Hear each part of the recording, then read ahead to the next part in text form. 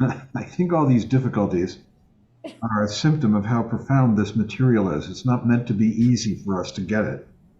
Right. You know, I'm muted. I'm likening this to a classroom when the teacher's about to give a test and all the kids try to delay it by asking a million questions and diverting attention. Well, this isn't a test. No, not a test. If this, had been, if this had been an actual emergency. What are we all talking about, Danielle? Yeah. We're talking about an email that nobody has received that they should have received. Oh, I got it with the definitions of 4 things. That's it. You got it. Okay. You see, the reason that Danielle got it is the mailing list is divided into 2 pieces, A through, I don't know what, J or something like that, and then K through Z. It seems like the K through Z part is what hasn't gone out, although it's been sent about 10 times for some reason. I got it. I'm L, but for some reason it went through very smoothly. For who? For me, for Lodro. Lodro, you got it. Yeah, I got it immediately. So it is what it is. It is what it is. You might be in the first half. I'm not sure where it breaks. All right, everybody. Let's bow in again. We can't do this too many times. So welcome to the Path of Awakening class. We're on volume 3 of the Profound Treasury of the Ocean of Dharma by Chogyam Trungpa Rinpoche. And tonight we're continuing to discuss chapter 14, entitled Unconditional Ground. Michael Curran presented part of it last week. This chapter contains some of the most profound material in Vajrayana Buddhism. There's plenty other that's equally profound, but in different ways. So I'm going to pick up roughly where Michael left off, because it really doesn't matter, with the section entitled Yeshe, Primordial Wisdom. There are 3 key terms that I wanted to give to you all in both Tibetan, Sanskrit, and English. The term Yeshe is Tibetan, and the Sanskrit for it is jnana. Jnana just is usually translated as sort of super knowing. Yeshe actually has the meaning of, when you divide up the words, ye means primordial, and she means knowing. So it's primordial knowledge, primordial knowing, primordial wisdom. And primordial means before time. It means the fundamental ground of what we are. This is, in fact, let's just do a meditation for a moment. Everybody just take a good posture, just for the heck of it. And with your eyes open, you can be gazing anywhere you prefer. Perhaps I'm looking at the computer screen or out the window.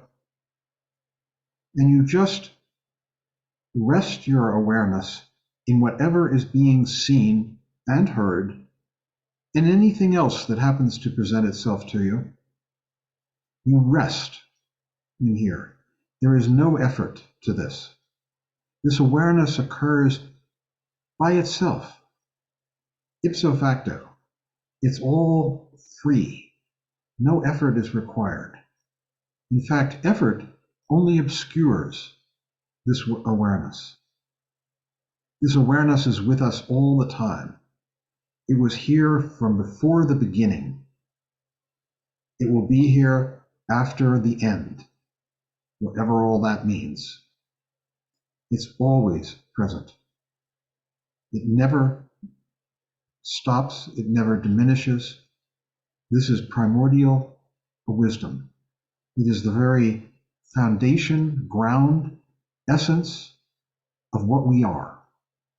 It is the union of body and knowing, because body means all of sort of the corporeality of this world, sight, sound, smells, taste, all of the physical aspects. And knowing is in union with it. It's not like you know something, it's the knowing and the thing are one. So if you're looking out the window as I am and seeing the frame, the knowing and the frame are the same thing. This is what is meant by Yeshe, this union of body and knowingness. It is the very core of our existence. We can come back to it again and again and just rest in it, in Yeshe. The act of coming back and of seeing it, of just acknowledging it, is called Rikpa in Tibetan, Vidya in Sanskrit. That means, you see, all of these things are talking about the same thing. It's just different aspects of it. There's the very fact of this wisdom, which is primordial and always here. Then there is the faculty which is aware of it, knows it. And that's called Vidya or Rikpa, which is usually translated as something like pristine awareness. Pristine, utterly pure, clear. It sees Yeshe. And when it sees Yeshe, there's no effort, because knowingness and being are one. And everything is revealed free from concept. Nothing is good or bad. It's just what it is, as it is. That quality is called prajna, or in Tibetan, that's the Sanskrit. In Tibetan, it's sharap, which again means superior knowing. Rap is a kind of an intensifier. She is the word to know. Same thing in Sanskrit, prajna.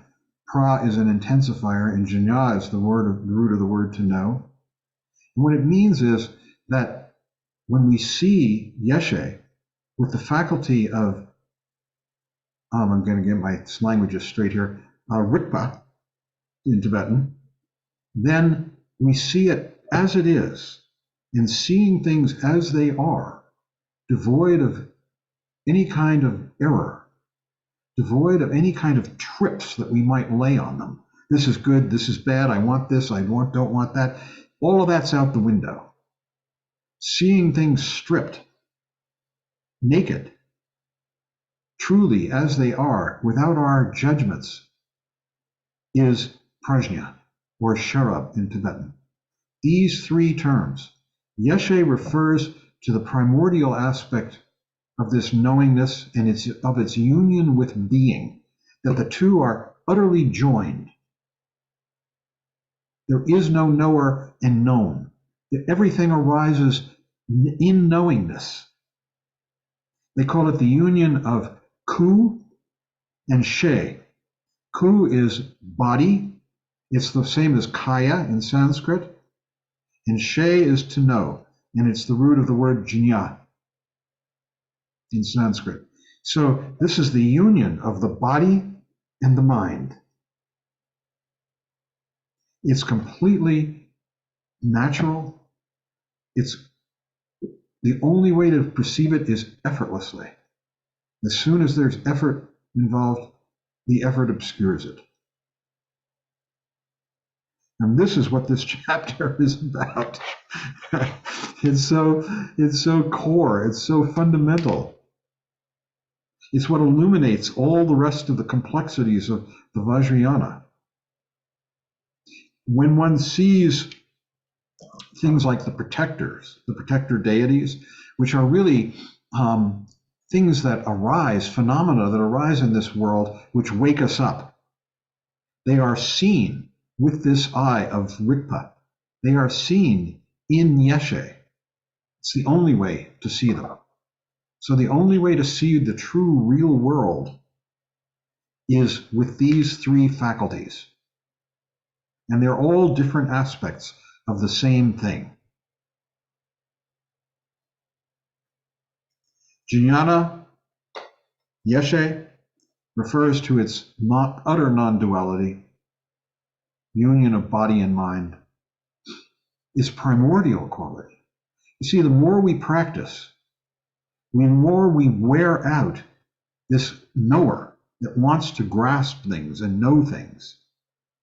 And the more we wear out that knower, that I, the more we begin to sink into what the real, the more we begin to meld with the real.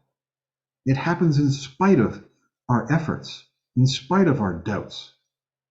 And the more we practice shamatha vipassana, which is coming back into this space of awareness, the more we practice that, the more we begin to relax, to wake up, and suddenly realize this is happening and it isn't me. It's just the way things are. Me obscures it always. So I'm going back to the chapter now. You can all relax. That's a joke. So he says, this isn't a matter of possessing wisdom. It's a matter of experiencing reality, comprehending the nature of reality, which is this. We're sitting in the middle of it. It's without a watcher, requires no one to observe it. It's as it is right now, every second. It's unconditional. It can't be put into pigeonholes or categories. They have they're extraneous, these pigeonholes and categories, because it's so rich and real and total. It is free from observation. Any observation, like you saying, oh, there's a window, that gets in the way. Oh, there's a shrine, that gets in the way. It's in the way of the direct experience. Yeshe takes your mind away from involvement with conditionality of any kind and every kind. So it's called mantra. Mantra literally means mind, man, protection, tra. Manas is mind, and tra is part of a word that means protection. No, I forget what it is. So mantra, we think of mantra as being like Om Mani Padme Hum, or whatever the mantra might be, Hare Krishna, Hare Krishna. Those are verbal mantras, but the real meaning of mantra here in the Vajrayana is mind protection. And mind protection is coming back to this complete awareness in the present moment. Mantra protects us from conditionality of saying, oh, if only we were this way, it would be better. It's as it is. It doesn't matter. There is no better or worse. It's only as it is. So we're protected from the habitual patterns of transmigration. Poe pakchak, it's called. Poe means transmigrating. In fact, when you die, you practice poe, and transmigrate your awareness into a heaven, an Unconditional heaven, which basically means a better state of mind for achieving enlightenment. And pakchak means habitual patterns. Habitual patterns are, we're sitting and we're having dinner, and you put a spoon of food in your mouth, and you taste it, and you think, what am I going to taste next? It triggers this constant next thought. That's the habitual pattern. Yeshe, Rikpa, and Prajna cut through that completely. He says with habitual patterns, we have a tendency to be bored. And I wrote down here, brushing my teeth. When I brush my teeth, I'm sitting there and I'm using this electric toothbrush, and I know it's going to take 30 seconds per quadrant. And I get bored. I'm sitting there thinking, oh, when this will be over? Well, I'm a quarter of the way through, I'm a halfway through. And this is the thing of poe pakchak. These thoughts, they sequence one after the next and irritate us. I'm sure you've got your versions of them. When one thought begins to die, And we start looking for the next one. And then you might realize, oh, I'm doing it again. Habitual thoughts. And you wake up, come back, and it clears. It clears into awareness. And that irritating quality of one thing following the next evaporates. He talks about the fourth moment. It's not past, present, or future. It's freedom. Freedom from habitual patterns, this fourth moment. It's yeshe. It's rikpa. Rikpa is the quality that yeshe has that sees things completely, clearly as they are.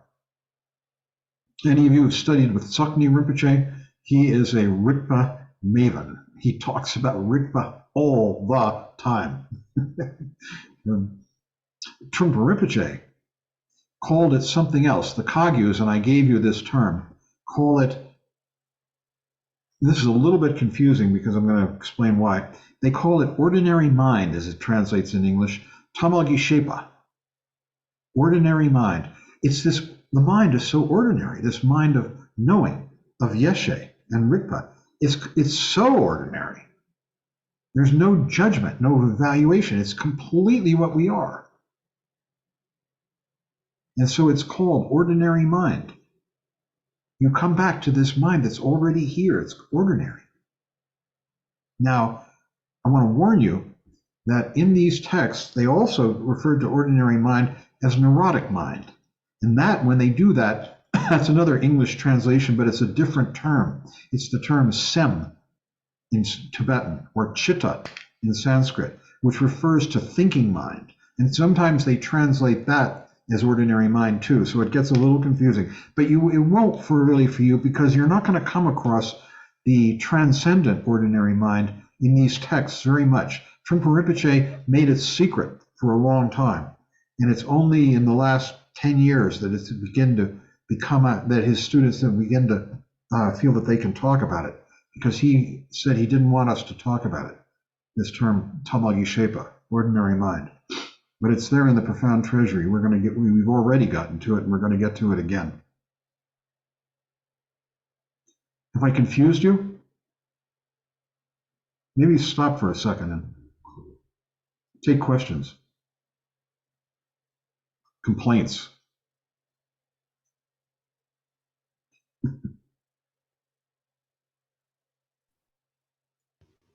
Anybody? Isn't this fourth moment really just an aspect of the present? I don't understand how it's really something separate. It's like it's the fourth category of time.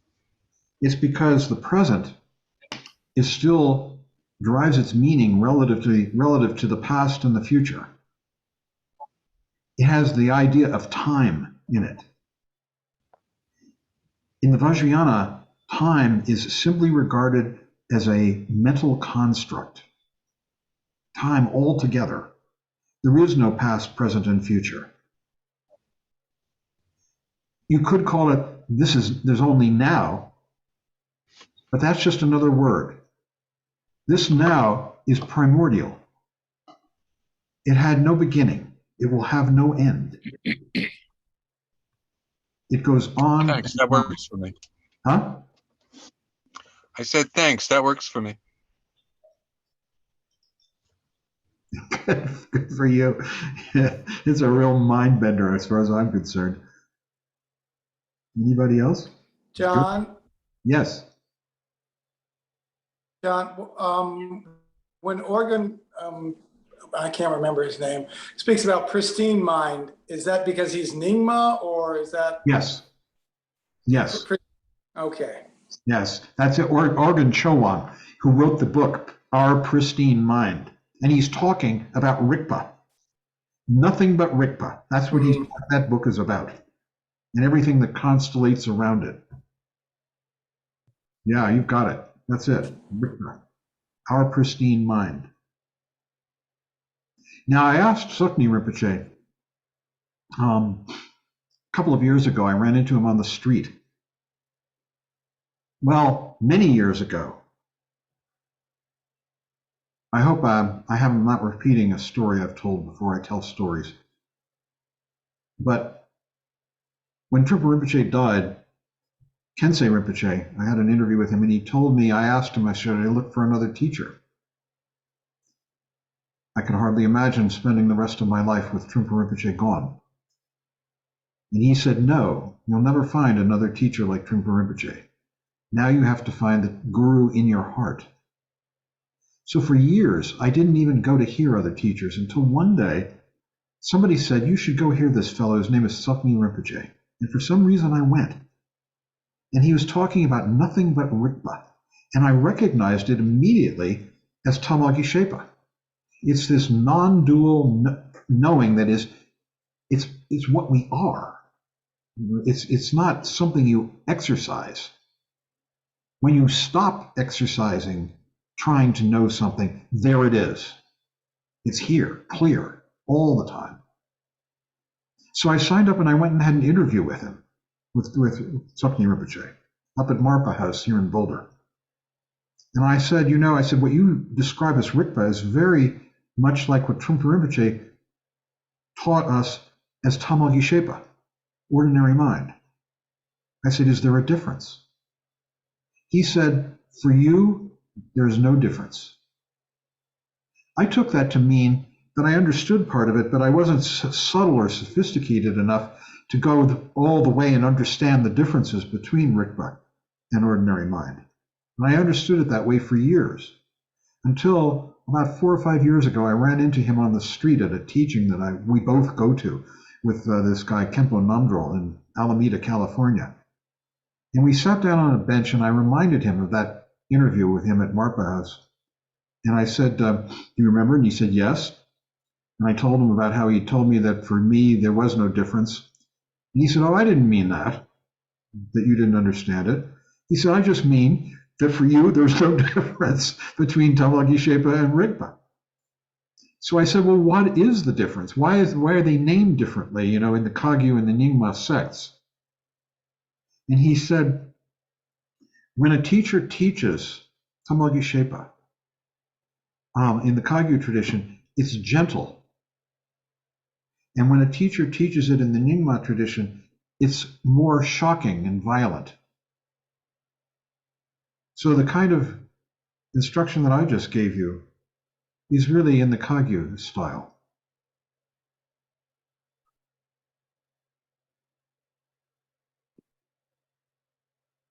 We need to practice our shamatha vipassana, and this all comes as we soften and as we come back to awareness, which is already here. And we soften and develop compassion, especially for ourselves. Meg. What would it look like in a violent style? It's more like the story of Naropa and Talopa. Naropa was this Siddha. Well, Naropa was a scholar. And he, the story? You know the story of Naropa and Talopa? No? So Naropa was one of the 4 main people at Nalanda University in about the, it must have been around the 10th century, 10th, 11th century, 11th AD. And Nalanda University had 10,000 people in it. So he was one of 4 leaders of it. And one day, he's sitting and he's studying his books on epistemology and logic and, philosophy. This ugly old hag, bearing the 37 ugly marks, appears to him. She comes. This is Vajrayogini in one of her aspects. Normally, she's gorgeous. She's 16 years old and bright red and in flames. But she appeared to him in this horrible, ugly aspect. And she said, do you understand the words, or do you understand what they mean? And he said, well, I understand the words. And she's very happy. And then he says, but I also understand the means. He said that, what they mean, thinking to please her more. And she got furious, and scared the heck out of him, She said, you need to find my brother, not literally her brother, but sort of her spiritual brother, who is Talopa. And she left. And so he quit his position as probably one of the most prominent Buddhists in India at the time, and went seeking Talopa. He followed Talopa for 12 years, going through all kinds of trials. You can read about this in the biography of Naropa. Finally, one day, Talopa takes off his sandal and slaps Naropa in the face. That was it. Yeah, that's the Nyingma style, I guess. Maybe it's one way. And Naropa got it, and he was enlightened. He became a great saint. These stories. Talopa was wild. Talopa was all kinds of things. I mean, he didn't have a penny. He didn't give a shit. He used to eat the rotten fish that fishermen threw away because they couldn't sell them. One day he's doing that. He's got a fish in his hand, and somebody says, you're committing a sacrilege. You're that fish. You're eating that once was a live being, animal being. So he takes the fish and he throws it into the air, and it comes to life, lands in the water, and swims away. That's Talopa. He was also a pimp, and all kinds of things like that. He's an example of crazy wisdom. Doesn't behave any. Here's another class member. So, coming back to our text, our habitual patterns keep us from seeing this because they keep us involved in thoughts, chains of thoughts, which are so tedious, aren't they? And when we wake up, the world is fresh, alive. This is the world in which art is created. That fresh, alive seeing. So he says, Yeshe is all-knowing. Prajna is the communication system that goes with Yeshe. Prajna enables you to relate with your world altogether. Prajna allows you to actually see what things are as they are and use them, relate to them, be with them properly. He says, Prajna is like the limbs and Yeshe is like the body. So Prajna is the perceiver of the absence of ego. It sees things stripped of ego as they truly are. And beyond that, you have the perception of brilliance because of this absence, which is getting towards Yeshe. The world actually becomes brighter, more vivid, more full of color, more moving, more meaningful. And this is really what the Vajrayana, where it lives, this increased meaningfulness of the phenomenal world that we miss all the time because we're lost in our preconceptions, our ideas about what things are. So there's a tremendous amount of renunciation involved in this. It's not an easy path. Renouncing our systems for keeping the world safe, familiar, secure.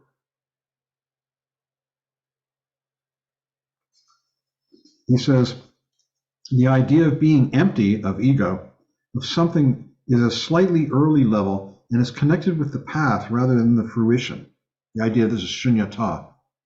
That is why in the Vajrayana tradition, we talk more about luminosity than emptiness. You see, emptiness means the absence of error, the absence of believing in I and other and everything that constellates around that.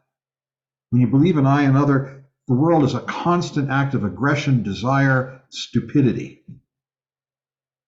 You're pushing things away, you're pulling them towards you, you're ignoring them, and more. So when you wake up and that disappears, this world is seen as being very brilliant and luminous.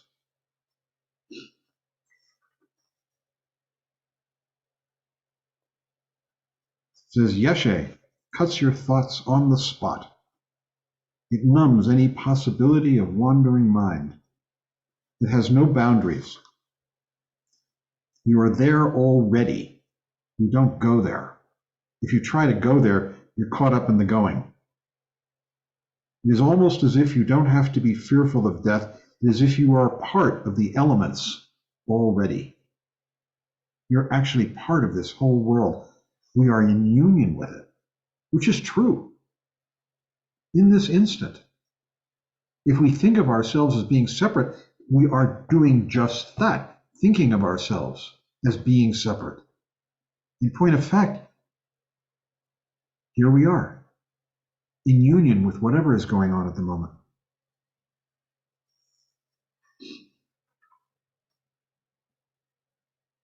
So it's almost as if you don't have and don't need to maintain a physical body.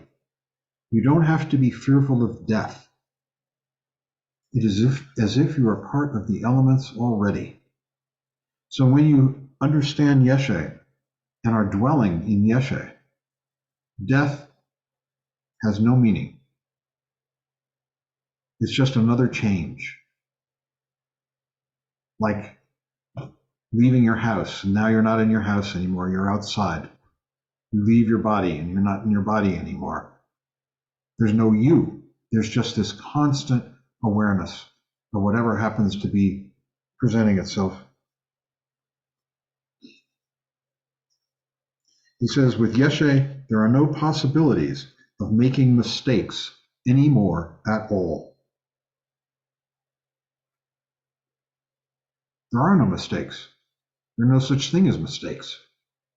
Everything is as it is. So to approach Yeshe, we do it by means of shamatha, which means you can be a more decent and genuine person expressing warmth. In the Vajrayana, it's connected with devotion and humbleness and simplicity. He says, you're like tilled soil, ready for the seed.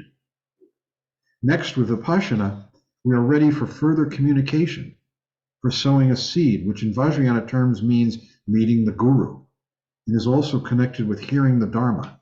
You're open to it. Without humbleness and tameness, you are like an upside-down pot. You can't receive the teachings. Upside down pot, you pour liquid into it and it just doesn't go in because it's upside down. So as we begin to master shamatha, we require the watcher less and less. The watcher, the hitchhiker, Rinpoche called him, that's sitting on your shoulder saying, now you're doing it, now you're not, this is good, that's bad. You just don't need it, because the more we practice shamatha and vipassana, the more we realize awareness is right here. We just come back to it.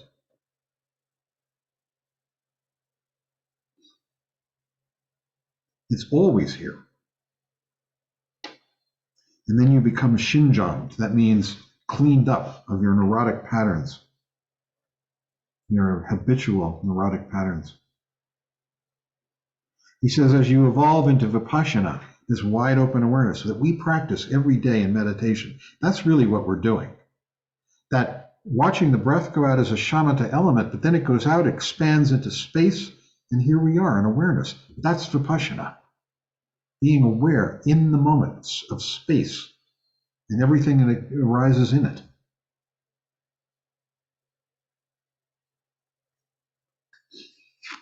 I'm not going to treat this section on basic goodness.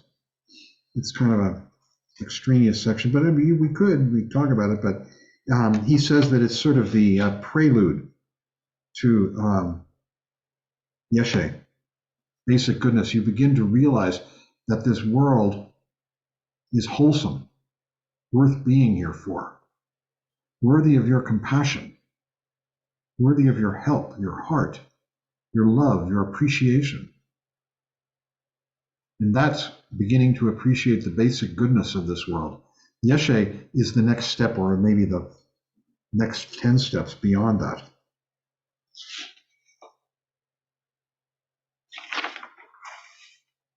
Finally, I'm going to close with this part. He says, when you have become quite proficient in shamatha vipassana and lojong, he's emphasizing lojong so much, you will begin to understand and develop unconditional wisdom, or yeshe, jnana.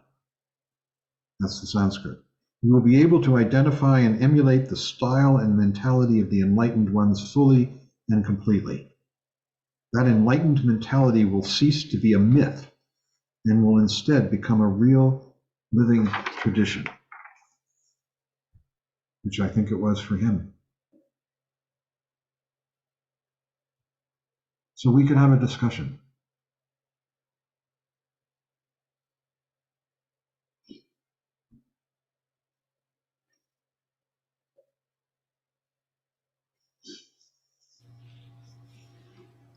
I feel like I could study that part for the next year. Yeah, I agree. That is so rich. Whew. Yeah. Yes. This is going to keep going all the way through the Vajrayana. These themes. Rikpa, that we come back to Rikpa, seeing clearly, just waking up, letting go of dreams, thoughts of any kind. Back and awake. Here.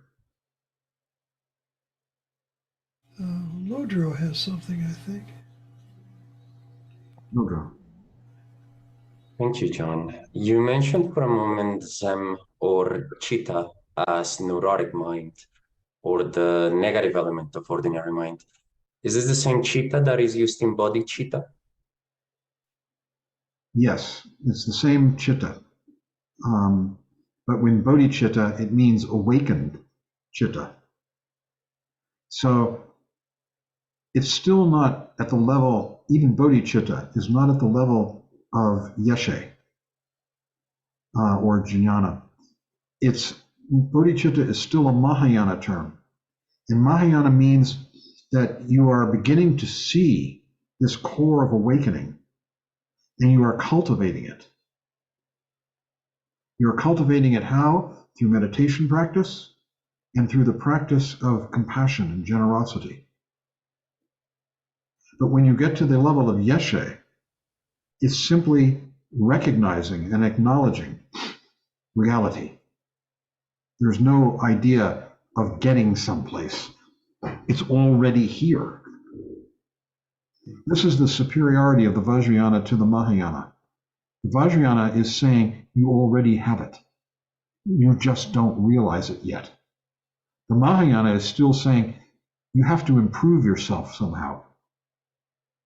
Cultivate yourself, make yourself better. And the Vajrayana is saying, no, that is the path to confusion.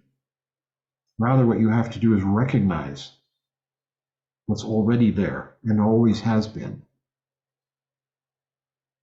I enjoyed you using cultivate because it makes me think of bodhicitta as in growing the crops and yeshe as in enjoying the crops, actually. So that was great. Thank you. You're welcome. It was good. Now, shunyata, which is such a profound idea, is still a path concept. And then he says, and that's why in the Vajrayana, they talk much more about luminosity. Shunyata is the absence of confusion. And in the absence of confusion, this world is seen luminously, brilliantly, vividly. It's like we've all had this experience, each one of us. We could write little stories about it. For me, I just remember one day walking down the stairs and the sun coming through a window as I walked down this curving staircase, and there were dust motes in the light, the golden light, and it was just shimmering. And I was so jolted and moved. But each one of us has these stories. Perhaps you saw the light shimmering on a pond, this vividness, all kinds of ways it takes place.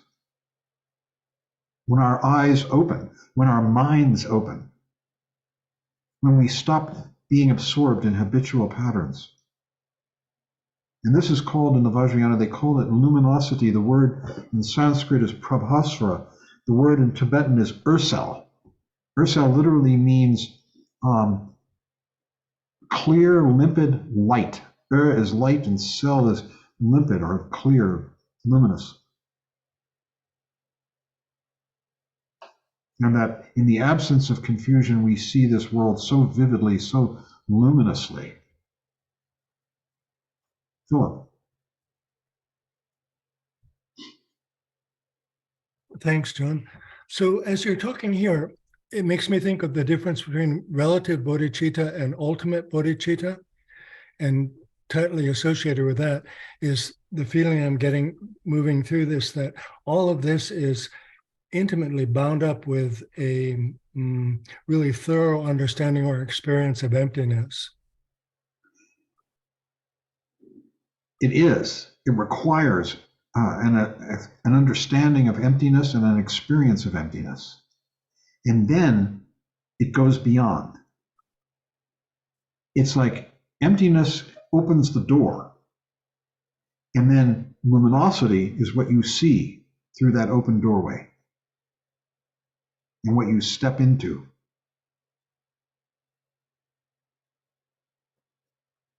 Shunyata literally means voidness, absence. Absence of what? Absence of belief in I and other, and everything that inheres in those two beliefs. All the complicated neuroses. It's gone in Shunyata. And what that absence reveals then is how beautiful and luminous this world is. And that's what Tantra is all about. That's why Tantra is so full of color and imagery.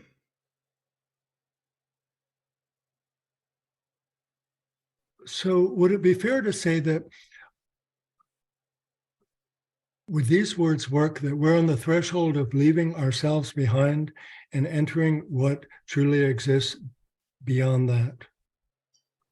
That's what this name, yes, that's what this path is described as being. We're leaving behind the small little me, you know? Me and my problems, me and my hopes, me and my fears. That's what's being left behind.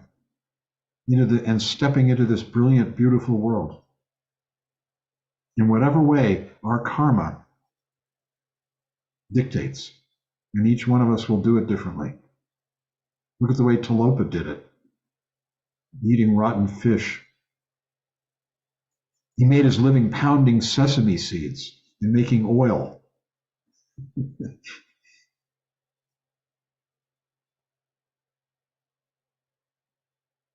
That was his karma.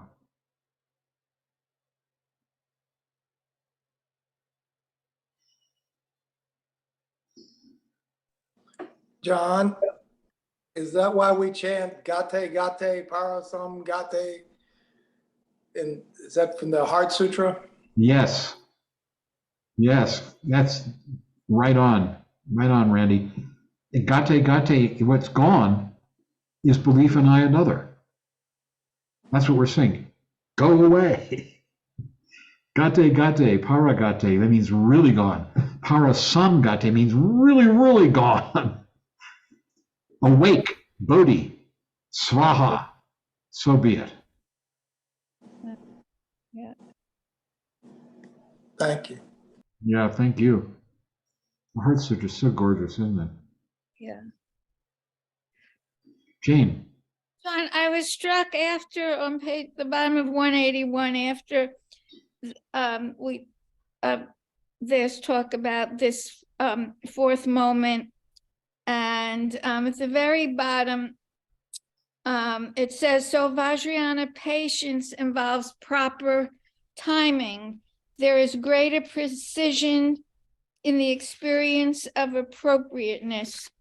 You know the time to proceed and the time not to proceed. You know the time things are ripe and the times they are not ripe, which is reminiscent of Ecclesiastics. So can it be interpreted similarly? Or is it something else? What do you mean? I don't know Ecclesiastes well enough to answer that. So it's there's a time to reap and a time to sow. Of course, everyone, I mean, you know it. It's Oh this, yeah, the beautiful passage, yeah. that's right.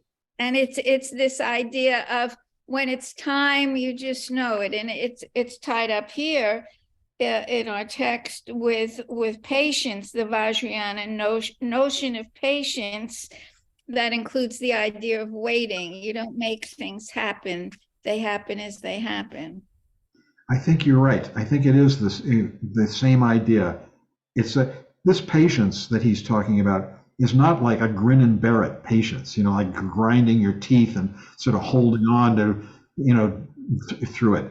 This patience is complete awareness and relaxation and appropriateness so that you are responding appropriately to what is there. And it sounds very much like Ecclesiastes to me. Okay. Yeah, I think that's beautiful, actually.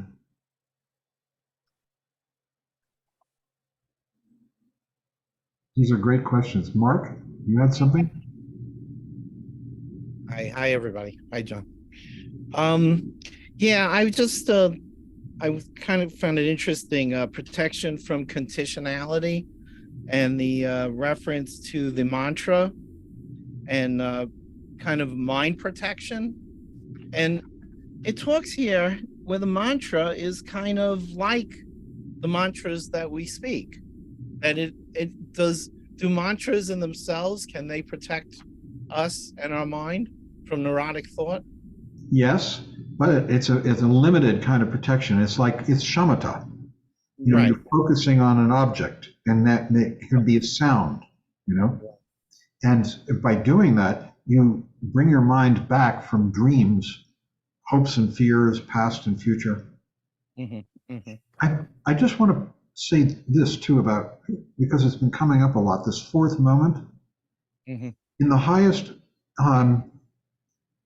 Vajrayana teachings, Dzogchen, they say that time is a myth. It doesn't exist. It's a mental construct, like a story that's told, like a fairy tale. And it isn't real. Einstein would agree. Yeah, we're in the middle of this infinite universe. It has no center and no fringe.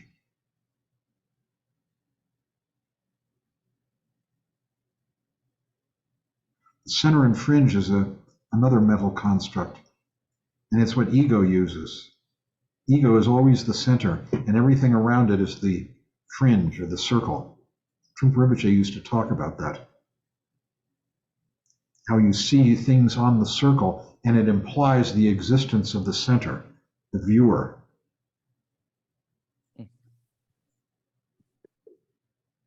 Just another mental construct. So what's really happening is that all of us, as we practice, are relaxing, slipping into this world that is being described willy-nilly, in spite of ourselves. The more we practice.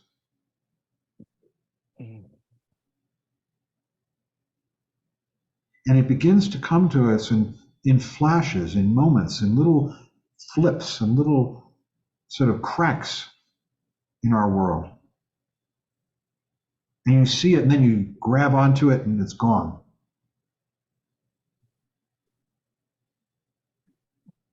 We grab onto it because we all want to hold on to something, some idea of progress or achievement. But we keep coming back to the practice, shamatha vipassana, especially the vipassana. The shamatha kind of enables the vipassana, helps it along.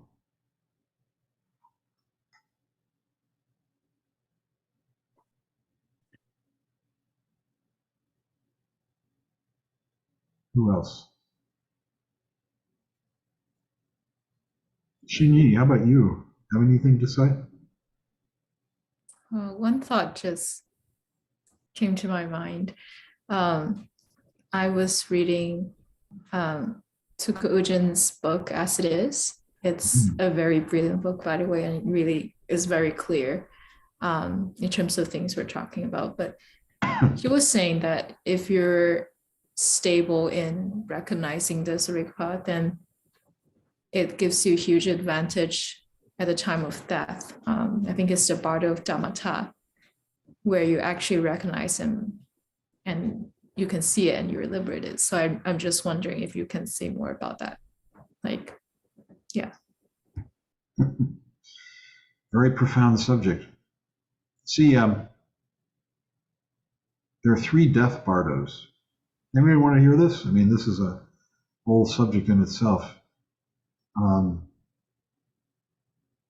There are the bardo. Bardo literally means interval. So this class is a bardo. It's from to. Bardo is etymologically means bar, from, do, to, from this point to that point. And there are 6 main bardos in our experience.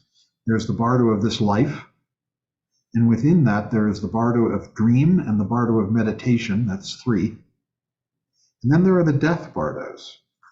The first of them is called the painful bardo of dying. It begins when you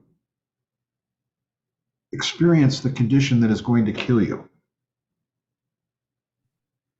It can be slow, it can be fast, it doesn't matter.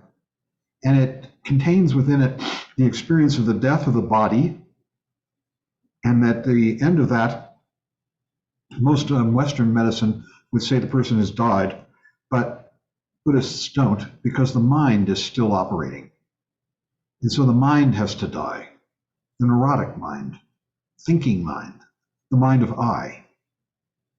And that shuts down, and all of this is described in these teachings. These are all terma, by the way, coming from Padmasambhava, discovered in the 14th century by a man named Karma Lingpa, and then later others.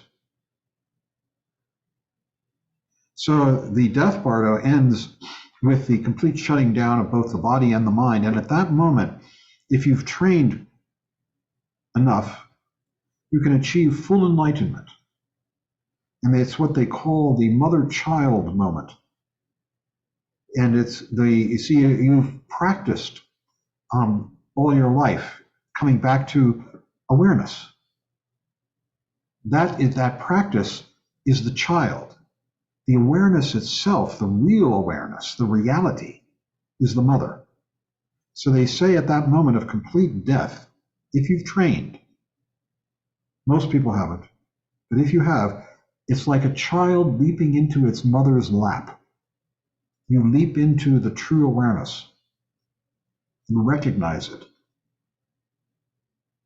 and disappear. But most people don't. Most people go on to the next bardo because they don't recognize it at that moment. And the next bardo is what's called the bardo of reality, the Chunyi bardo in Tibetan. And in that bardo, you see the world as it really is. You see the realms, and you can actually see them, and they're stacked in different colors. And you see the heavens, and you see the 108 peaceful and wrathful deities. No, the 100, excuse me, not 108. 100 peaceful and wrathful deities. I think that's right. 54, and I've got it mixed up. It was around 100. And you see them, and they're right there. And the wrathful ones are easier to look at than the peaceful ones, they say, because the peaceful ones, like Buddhas, are so brilliant that it's hard to look at them. The light is penetrating, but you're enjoying. The temptation is to go toward the realms because the light there is easier to absorb and be with. And they say, don't do that, don't do that. Stay with the peaceful and wrathful deities in the heavens. But eventually, it wears off unless you can achieve enlightenment, and that's that bardo. But if you don't, then you move on to the third of the death bardos, which is called the bardo of becoming. And this is the bardo that's leading to rebirth. And it's the most famous of the bardos because people are familiar with the idea of 49 days, and that's this one. 49 days is figurative because this is like a dream, this bardo. And in a dream, are there really days and nights? It's all mental. But they say it lasts 49 days, and there's also some other things I'm just leaving out. I'm giving you a very brief, this is huge body of doctrine. Bardo of Dharmata in particular, Bardo of reality. And then, so in this Bardo, they say in the 49-day Bardo, in the first half of it or so, you see yourself with the body of the 7-year-old child you were. And in the last half, you see it in the body of the 7-year-old child you will become. And then the precipitating event that precipitates your rebirth is sexual desire. If you're going to be born a human, you look down and you see your mother and father copulating. And if you're attracted to the male, you're going to be reborn a woman, female. And if you're attracted to the female, you're going to be reborn as a man, a male. And then you enter the mother's womb. And you're back in rebirth. But I mean, it doesn't have to be a human birth. You know, it could be animal or worse. So those are the 3 Bardos in brief. It's a very beautiful, rich teaching about waking up. It really is gorgeous. But this Bardo of reality is very important, because in it, when you see these 100 peaceful and wrathful deities, at the end of the Vajrayana path, the last stage in the Nyingma scheme is what's called the Great Perfection Teachings, Dzogchen. And there are 2 main practices that one does, either one of which or both in conjunction can take you to enlightenment. One is called cutting through to original purity. Trekchit means cutting through. And what you cut through to is this.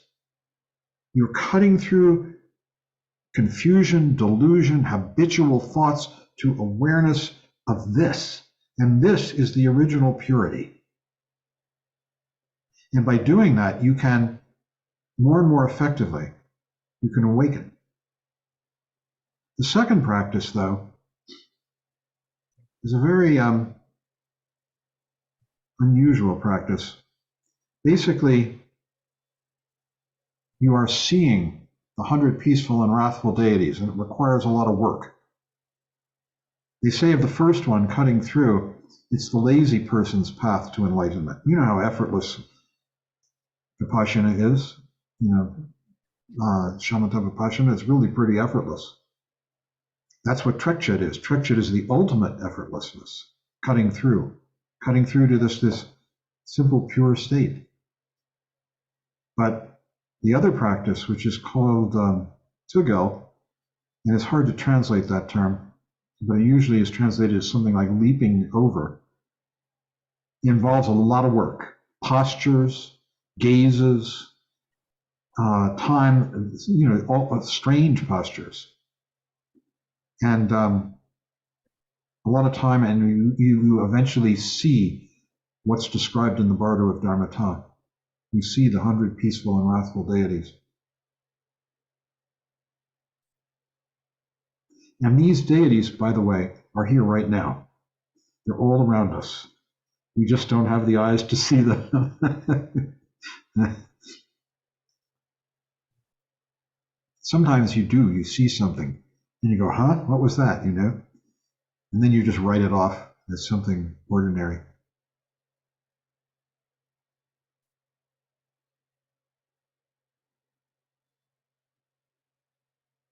Well, we're getting on, and I think we've gotten, well, it's going to be interesting to see what the rest of this book does.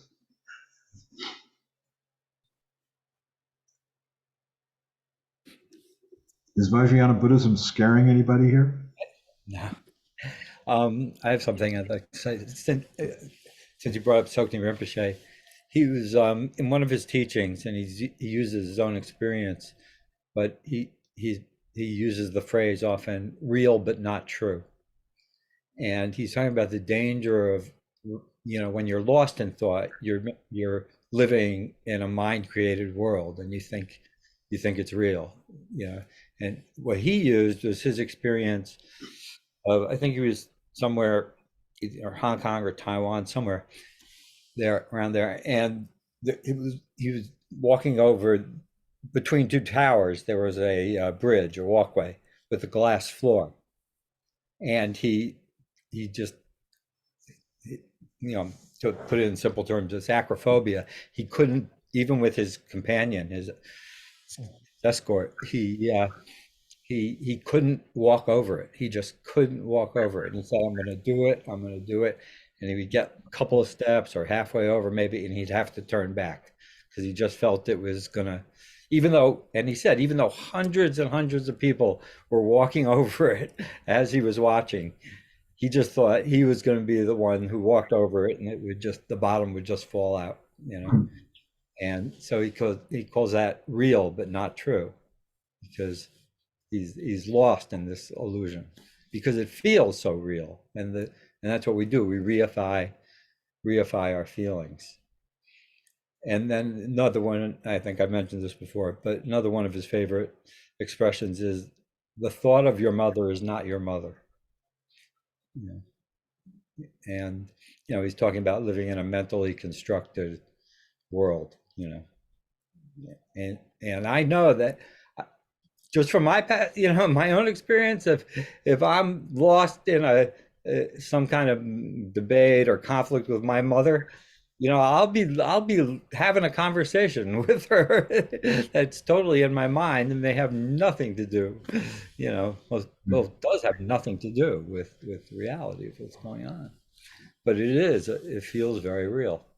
And I just have one more quick thing based on Meg asked this question a week or two ago. She was asking about correct me if I'm wrong, Meg, but you have to get rid of how much of you have to get rid of the conditioning.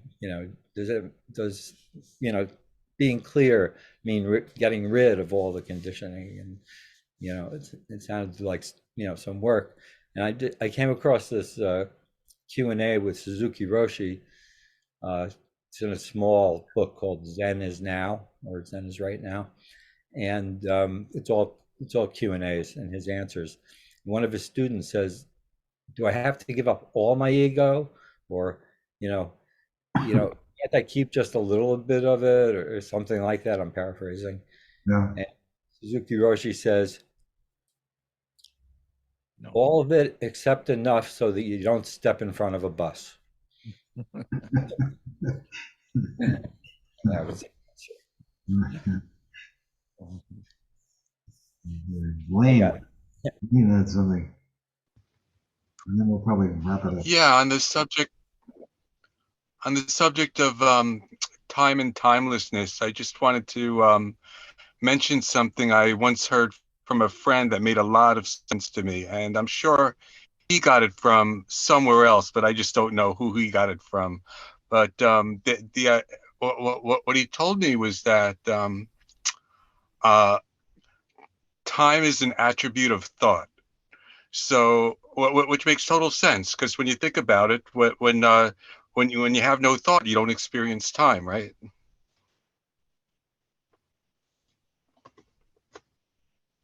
Yeah. Well, friends,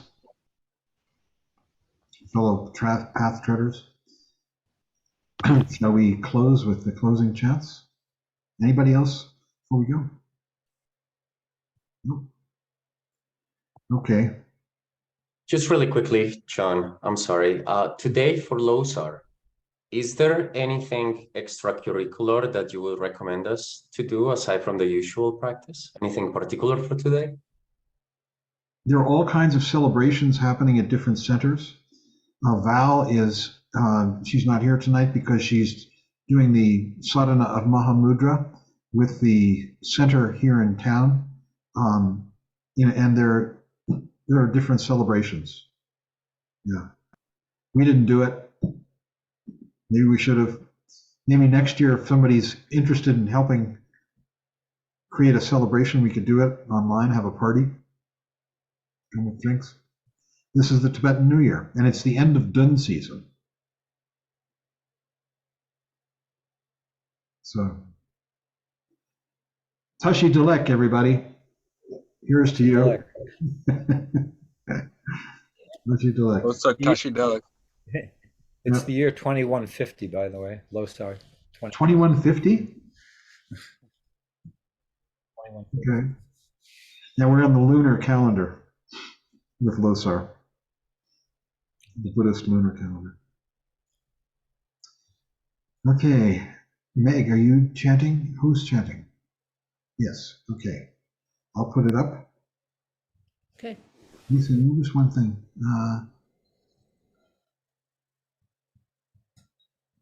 Okay, here we go. I'm gonna chat with you.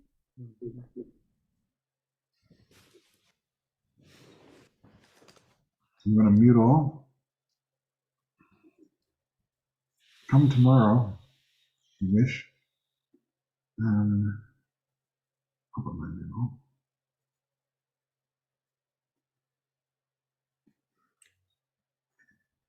We'll close with a prayer for peace, and then we'll dedicate the merit earned by our practice for the benefit of all sentient beings. By the blessings of enlightened and compassionate ones, by the power of my positive actions of 3 times and my prayers of pure aspiration, may wars, conflicts, epidemics, and all other maladies dissolve in this world. And may the earth and all who live on this earth enjoy the abundance of well-being.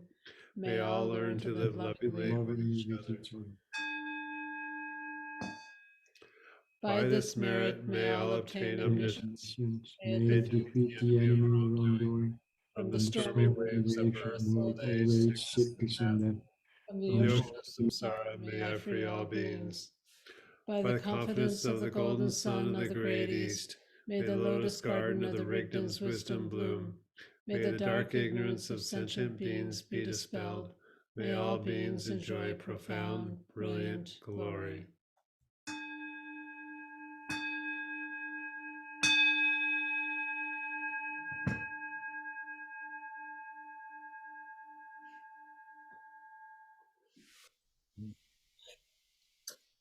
Thank you, I John. just want to tell you that Michael's on retreat. That's why he's not here tonight. He's on about a 2-week retreat, I think. Tenda, he won't be here next week either.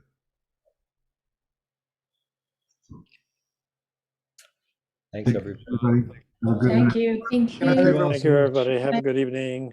Well, Thank you, Ready? thank you, John. That was Happy wonderful. New Year. Ashik Dalek. Yes.